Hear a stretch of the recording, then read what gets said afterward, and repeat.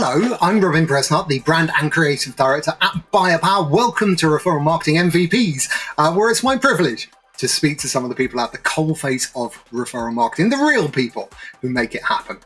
Over the course of this series, we're going to speak to lots of different people, lots of different brands. We'll ask them how they got into referral, why they chose it, what they've learned, what mistakes they've made, where they see referral going in the future. It's great fun.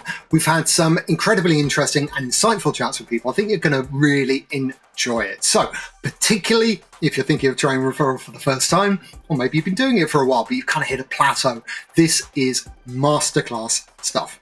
Sit back, enjoy, and stay tuned to our channel where there'll be more of these over the coming weeks and months.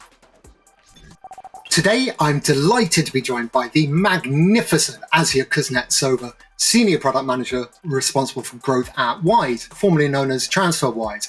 Operating in over 150 countries worldwide, Wise has become the go-to solution for money transfer, particularly international money transfer, and its groundbreaking referral program has played a massive part in its success. Now, if I was going to sit down and think about it for hours, I don't think I can imagine a product that's a better fit for referral than money transfer. It's defined by having two customers who face the same problem, already know each other, already trust each other, transacting, and then hopefully using those tools to transact with more people over time. So that's where our conversation begins. Over to Asya. It's true. And in Wise, referrals itself is one of our most powerful acquisition tools. And that brings us a very healthy marketing acquisition mix and allows us to reduce the cost of acquisition itself. So it's like a golden star for us, to be honest. And it's a pleasure to be involved in the building a tool like that. Tell me about your own personal story in this. I guess you started with Wise after the program was already up and running, or? Yeah, it was already up and running, let's say, a very sophisticated basic version. But in the last few years, we were achieved like a very significant improvement in the numbers, just by the best practices that I would try to share with you today. So what I learned originally when I joined not only Wise, but exploring the market and what other companies do, referrals has such a well-known tool, but the perception of it is it's a very low awareness on how powerful this tool could be to grow loyalty and advocacy among your customers. So basically, any product out there, more or less, would have a referral program. And usually it's hidden, it's never optimized for its full potential, and it's basically targeting everyone and no one at the same time. So it's just a checklist exercise to, let's have a referral, everyone has it. But actually, if you think it through and apply very basic best practices, you could multiply the numbers and the growth that come in through referrals. And by itself, sorry, I think that I sound like such a nerd, but truly so excited about referrals as a mechanics, because first it's allow you to very clearly define your target audience and grow it and work with advocacy and loyalty there. Then it's also allow you to have a very healthy acquisition mix, because as we know, in more traditional marketing channels, your cost of acquisition would only become higher and higher, basically because of the composition. So as a result, you would spend more money by acquiring the same amount of customers. But with referrals, you could actually decide by yourself what is the acquisition cost that you would have. And usually it's lower than traditional marketing channels. So as a result, you could have a much more healthy marketing mix. You could optimize your budgets. I think it's one of the most powerful tools in that perspective. And again, in my experience in more early stages of startups, referrals could bring you 40 to 50% of new customers. And in later ones, it could be at least 20%. So it could be your main acquisition channel, which is like, I think, crazy for people to think about who never worked with referrals. And I think the most important bit for me as a product manager, that referrals is basically a quantifiable word of mouth. So if you just have a word of mouth, someone told someone about your product, you don't know anything. You can't work with that. But if you have sophisticated referral system, you could see who invited the customer, for what job this customer comes to adopt your product, what could be the incentive. You could optimize this incentive. So you can do a lot of data-driven decisions.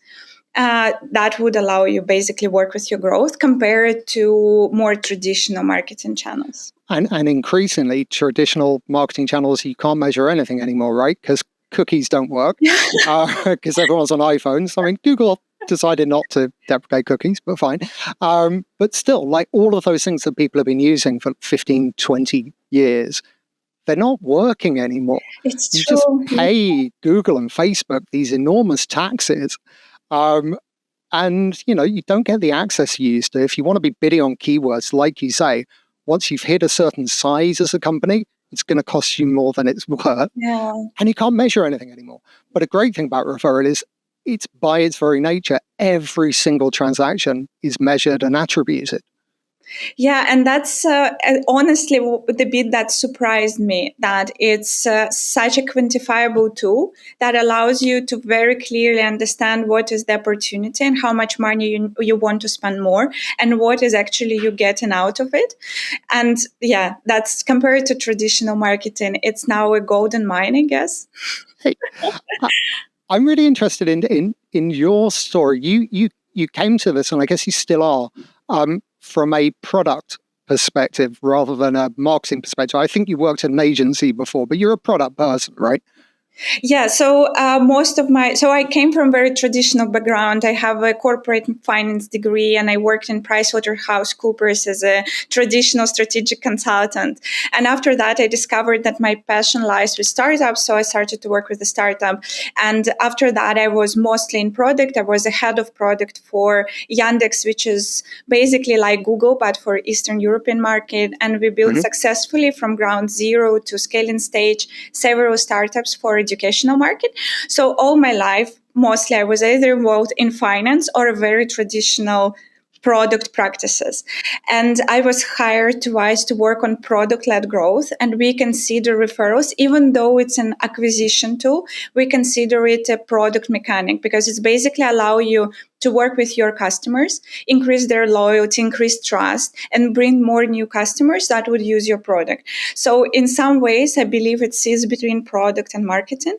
Of course, I think all product managers out there, I know, let's say, key ways how you optimize a product-led growth, and you never have referrals there. Right. Yeah, so I think this is what I try to do now with speaking with a lot of product managers or founders of startups. I try to highlight to them that referrals is not just a tool that you give to marketing and say, hey guys, play with it. If it's incorporated into your product mechanics and could be a part of your internal recommendation journey as a product, it's one of the growth levers that you can use to actually achieve a product-led growth. So yeah, I continue to be a product person, as you can hear. I think that's so exciting, though. And that means that it's going to be baked in, if not from the start, but it's going to be right in the core of the actual product itself. Whereas when it comes from a marketing perspective, and that's fine, but marketing people often don't have the same ability to get things into the product, and that can be a struggle. But when those two, at least if the two teams align like that, it's so powerful. I think your program, it reminds me of, I'm less of a fan these days, but I heard of Uber because of their referral program. I think everyone did, right? Everyone did.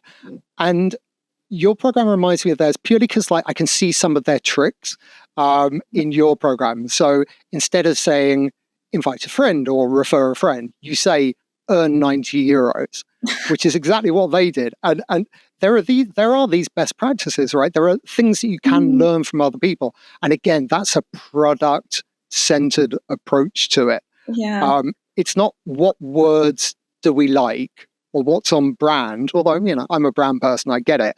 It's what is the actual action that the person is going to want to do right now. They're not going to want to refer a friend. They're going to want to earn a reward. So that's the CTA.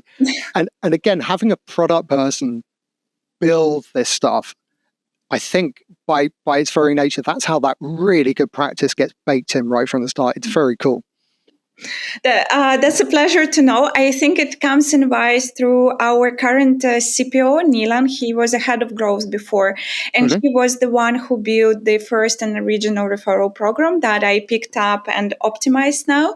So I think just because our growth by itself was always constantly owned by product, and TransferWise is, and now Wise, I think, is one of the most famous companies out there who achieved phenomenal growth through word of mouth.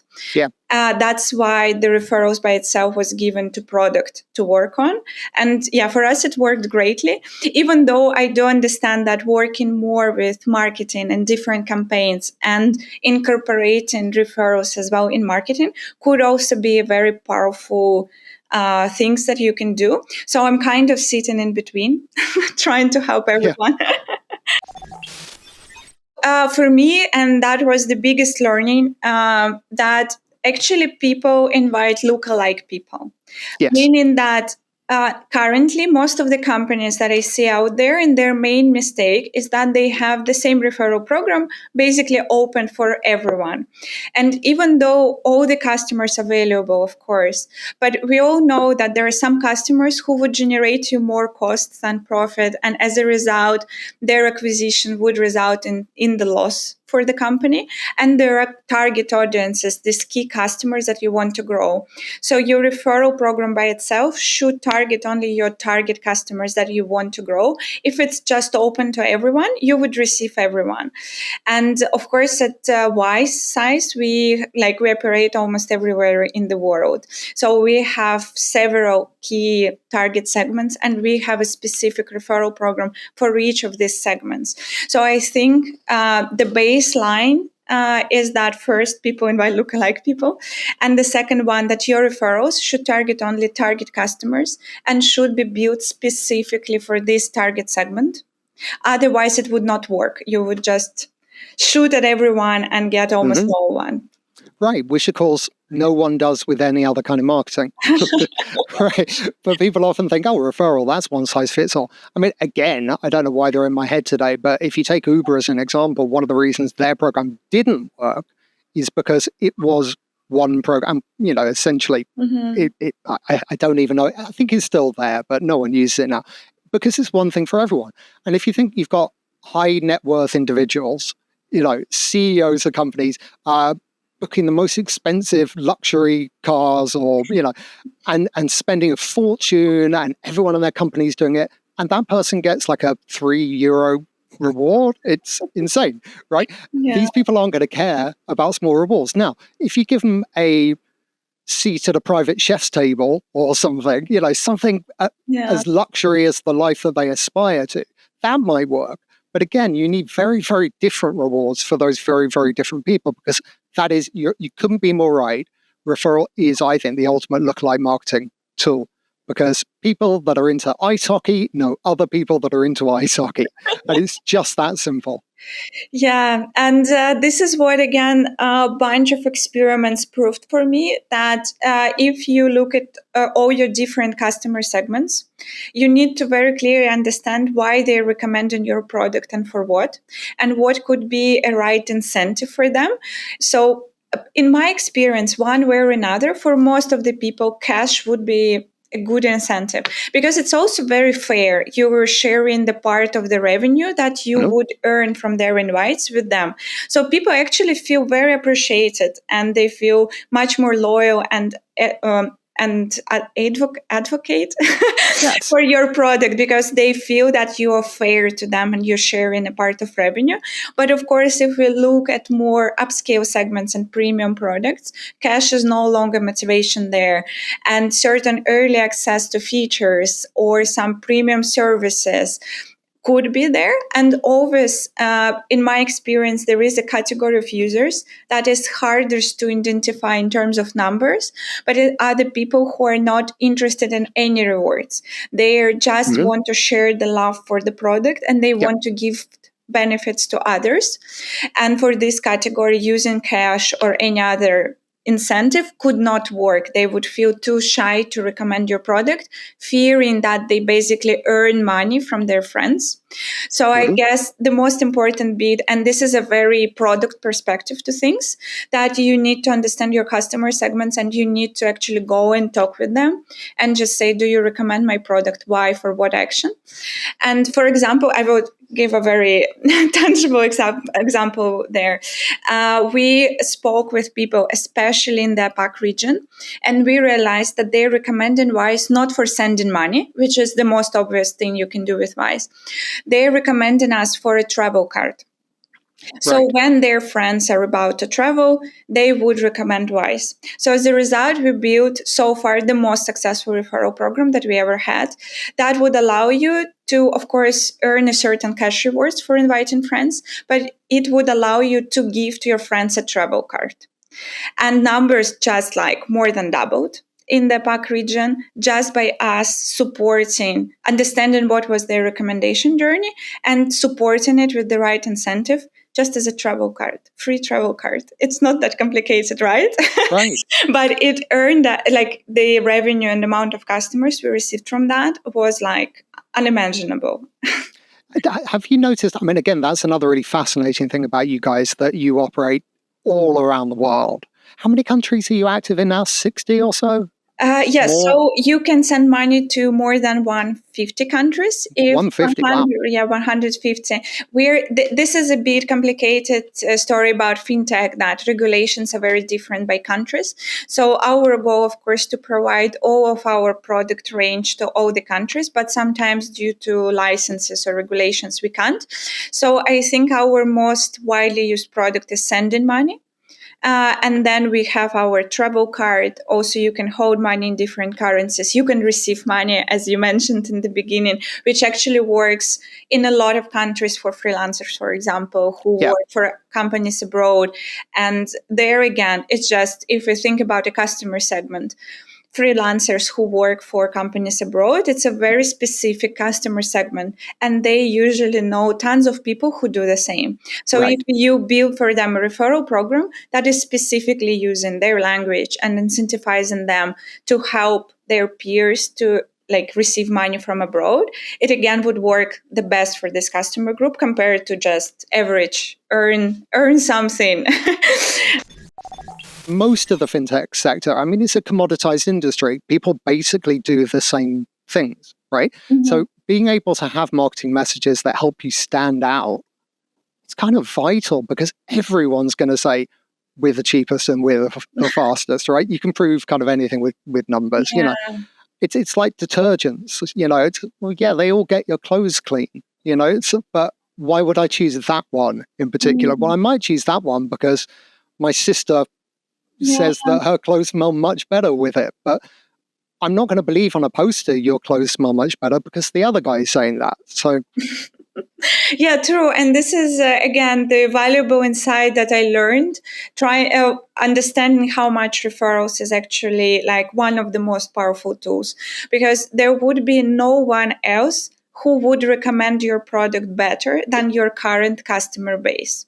Like imagine someone is hiring a salesperson who would just approach on cold calls some random amount of people. Like I think we all receive this huge amount of spam on LinkedIn, people trying to sell us something.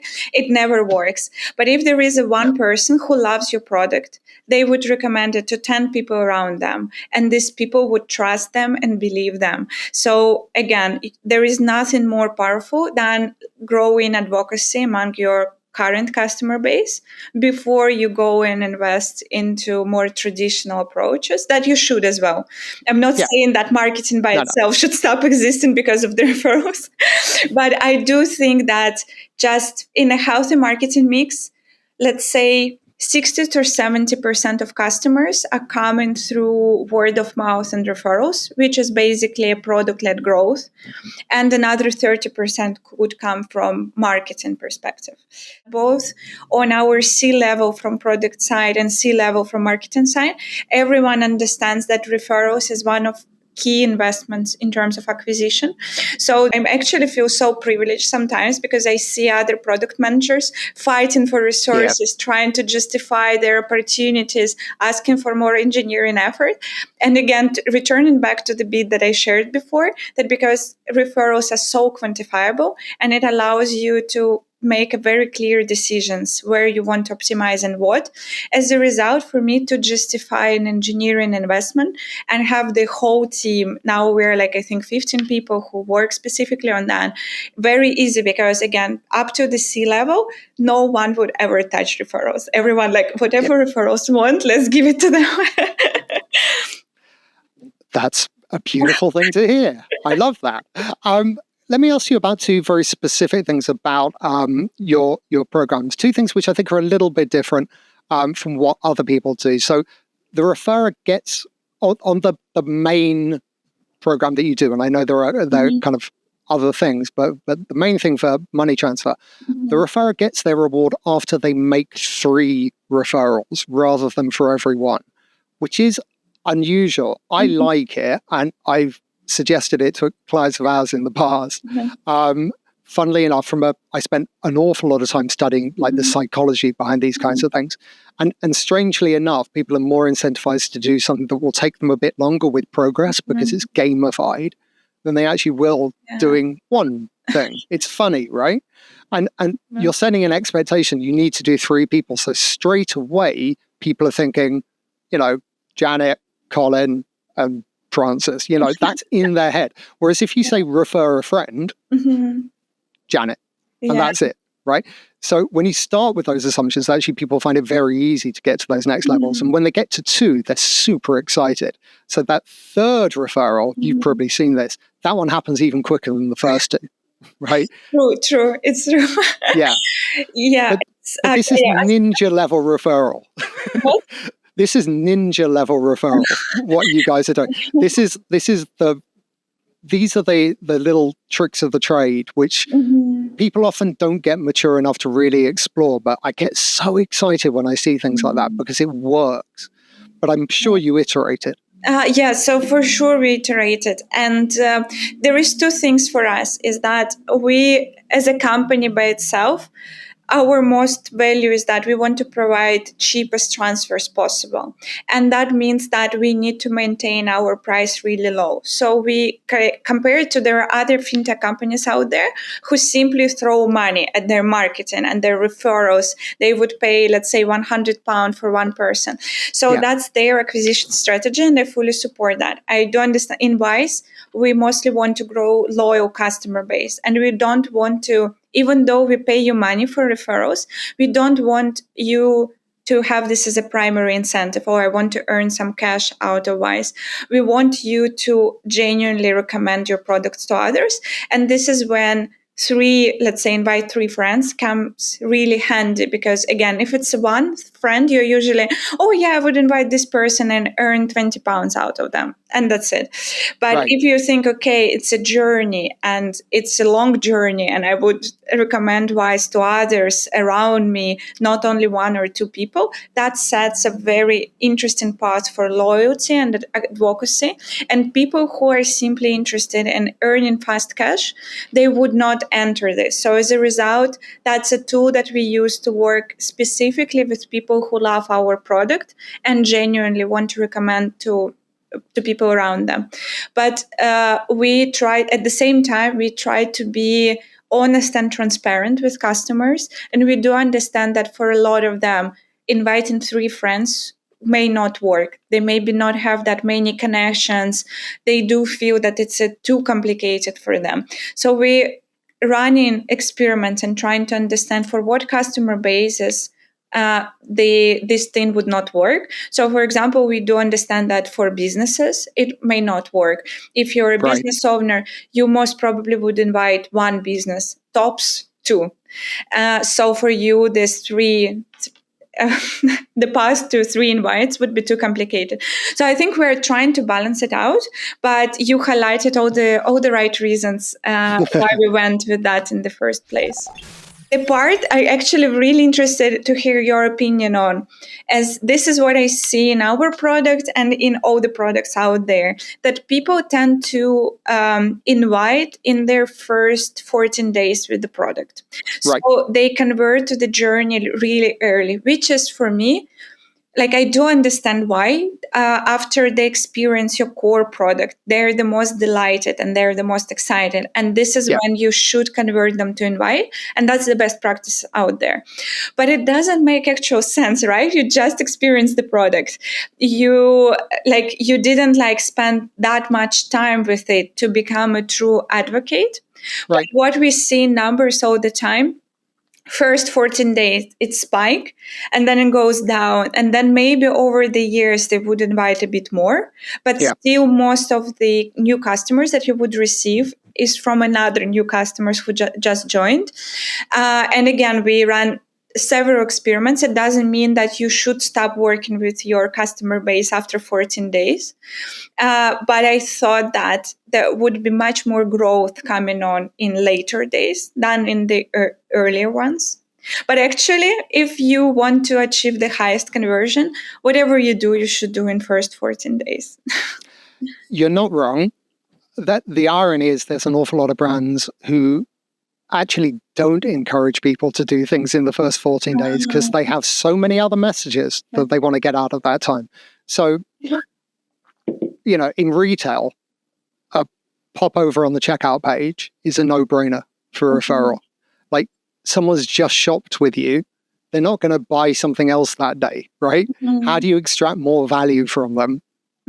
Right? It's because they're going to go and do something else later, right? But so for retail makers or for contract-based industries, if I sign a 24-month contract for my phone, they can't get any more money out of me for another 2 years, right? It really makes sense to get them to refer a friend because then you can 2x it, right? For the cost of acquiring that one customer, you got another one. So that makes complete sense to actually really try and get them at the point of, maximum delight, which is the point of conversion. And it happens quickly. But a lot of people are like, well, we want to do an onboarding thing. And it's like, okay, I do understand that, but of course I do. But purely in terms of the immediate financial gain of actually doubling a customer acquisition, you're never going to get that kind of return from an acquisition you've already made. So funnily enough, I actually think that immediate period makes a lot of sense. But nurture is really overlooked. It's overlooked on the referrer side and it's overlooked on the friend side, especially where it's a considered purchase. And I think a product like yours can be a considered purchase. I don't need it right now. But, keep this in my back pocket. At some point I'll need to, but I'll forget about it. And again, to use something like a mobile phone contract, I might refer Vodafone to my friend, but my friend already has a phone contract and they're tied into it for another 5 months.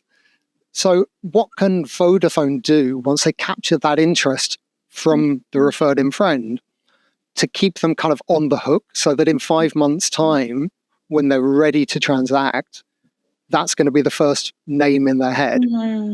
So it's possible that, yes, you're going to get a lot of activity within those first 14 days. But I think you also have to think, what do we do with the referred in friends who aren't ready to transact in those 14 days? But how do we keep them kind of in the loop so that when they're ready, they come to us? Yeah.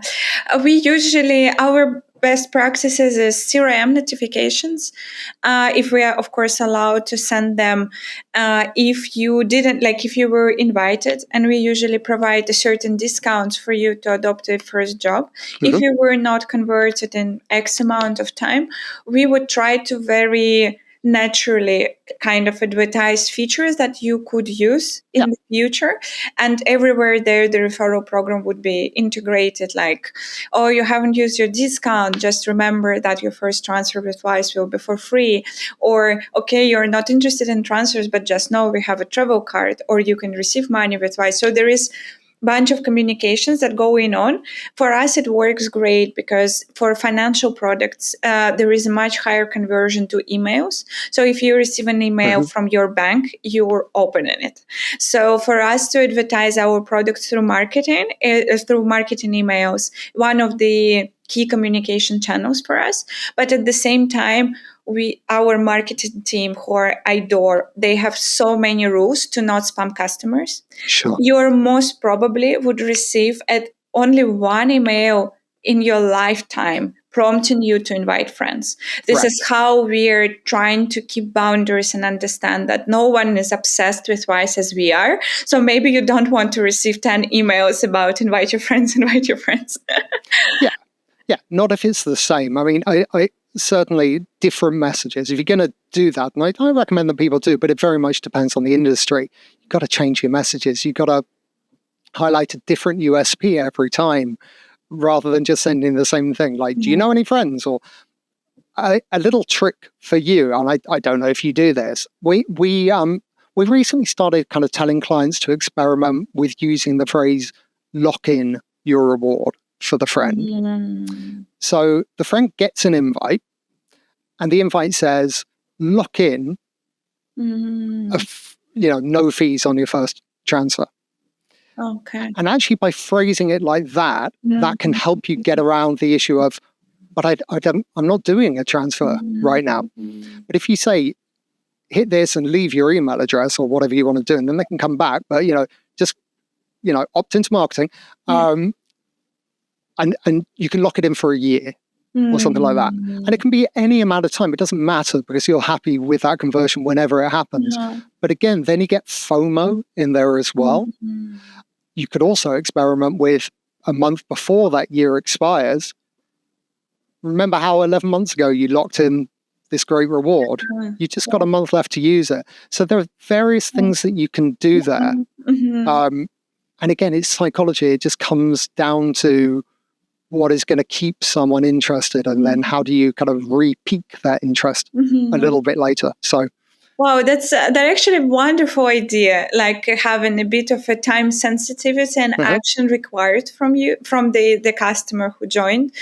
Yeah, I would for sure share it with our CRM team afterwards. Excellent. Good. I'm glad to help. It works on the time-based things really work on the referrer side as well.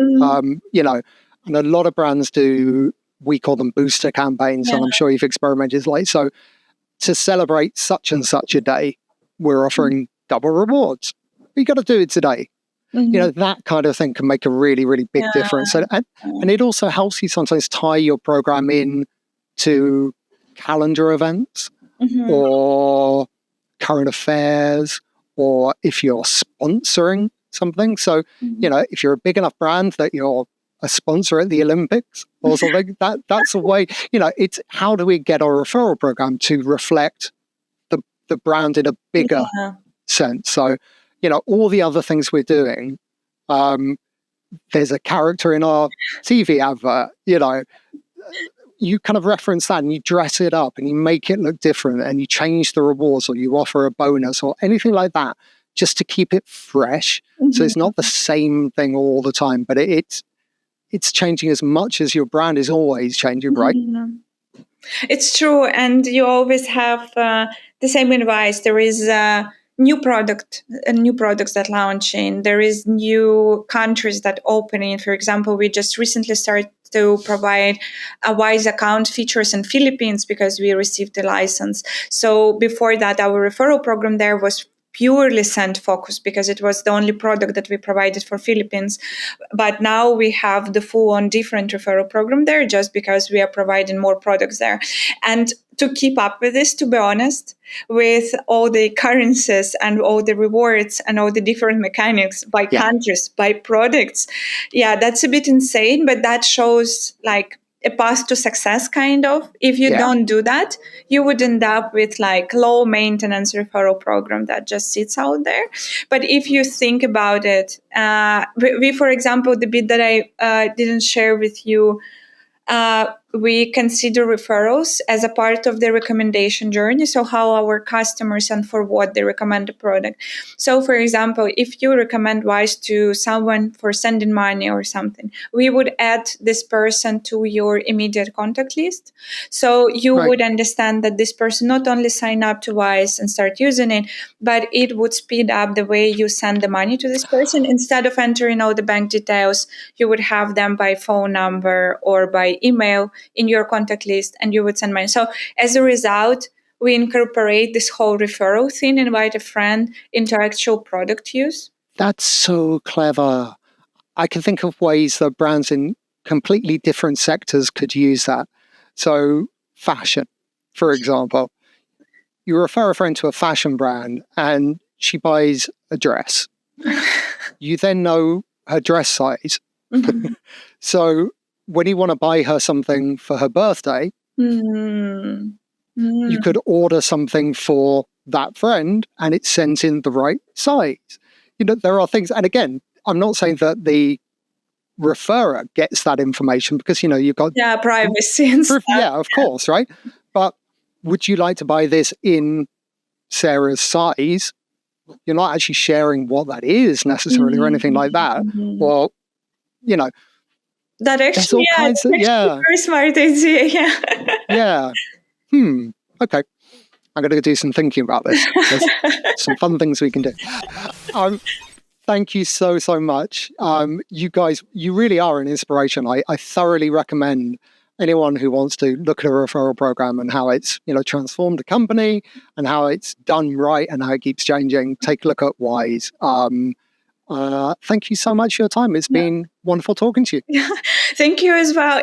To be honest, it's such a pleasure to find another referral nerd that we can exchange ideas. It's rare to meet people who are that deeply into the topic and also explored it and know different mechanics, because usually people, again, perceive referrals is just a checklist exercise that everyone has. But with you guys, it's like so much passion and thought through and psychology going into the decision. So it was it was such a pleasure for me to talk with someone about that who shares my passion.